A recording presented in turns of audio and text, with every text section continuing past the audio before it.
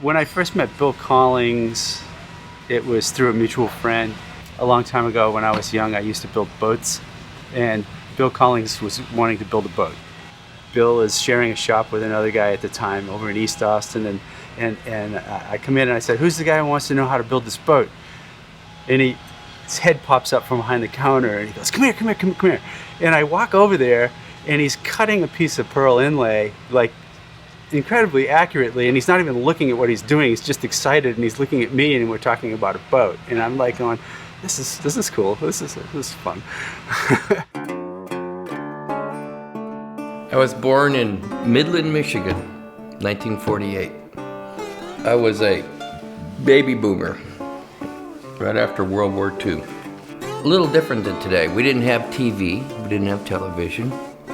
We were told, we're to be seen but not to be heard kind of thing.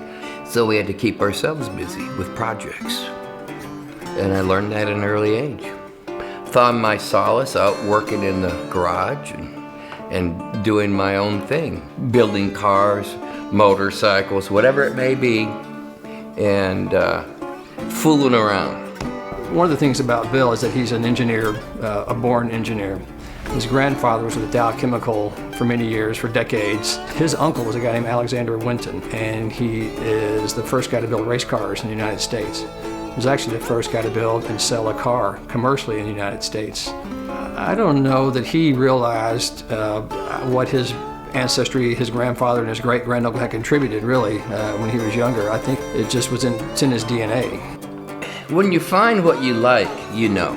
When I got out of college, I worked for a guy. He was designing conveyor systems, and in my work day, I was supposed to go over to this machine shop. So I go over there, and I look in this door, and it was like, what is all this stuff? One guy's doing this, it's like, what is this place? I said, I want a job here. So I quit that job and started working in that machine shop. At that point, I felt like I was part of something because there was more than one person making something or trying to figure out how to make stuff. It was my education. That's when I really started to learn something. And after about 4 or 5 years in this machine shop, I kept thinking about guitars, and I said, I make this stuff. How do they make these guitars? So part of my early days of making guitars was taking repair in, talking to customers, learning what was wrong with their instruments, fixing their instrument, and actually thinking about my own instruments the whole time.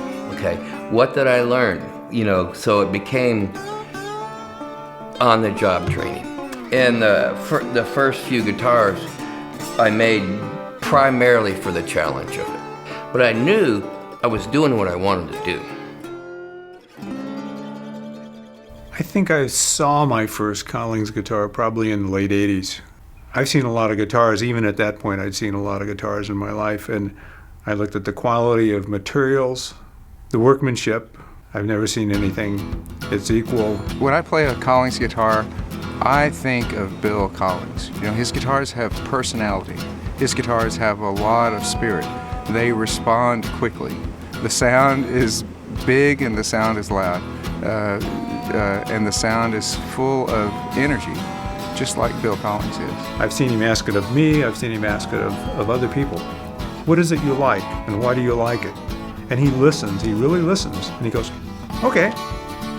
And that's where he gets ideas, and then he'll think that through, and if it's something he wants to do something with, then he thinks it through completely until he turns it into the musical instruments that he makes.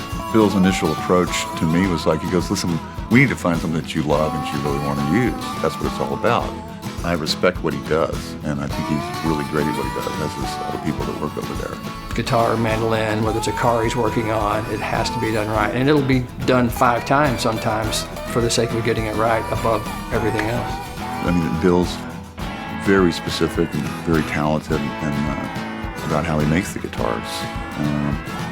I don't think there's any Friday guitars that come out of that fact. Actually, I know there's not any Friday guitars. They all work and work really well.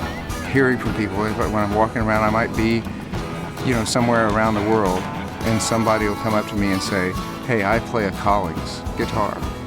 To be that closely associated with Bill and Steve and all the guys in the shop at Collings, it makes me really proud. He can see stuff that most people don't see. To make something at the top level of quality that can be done in a production environment has kind of been his challenge and his goal. To do it by himself, it's a piece of cake. To have all these people put out these things, 4 product lines to that thing, guitars, acoustic guitars, electric guitars, mandolins, ukulele. I mean, no one else does that because it's just too difficult. But for him, it's just kind of... It's all hard work, but it is total luck at the same time, and never really being satisfied. In other words, always trying to make it better. There's never been a moment where it's been good. In fact, I'm a little worried today. I think I have to get back to work. You know, Bill is such a part of his guitars, and his enthusiasm, his energy, his drive to be as good as he can be, you feel that and you hear that in every guitar that comes out of the shop. Approval? Some people may ride on that. I've never had that luxury, okay? It's instant and gone, okay? Next, I may hear it, gotta keep going, gotta keep going. And I think that's what success is, succession. It's over and over and over. And it comes from failure, failure, failure, failure. Knowing that if you stop, you're done.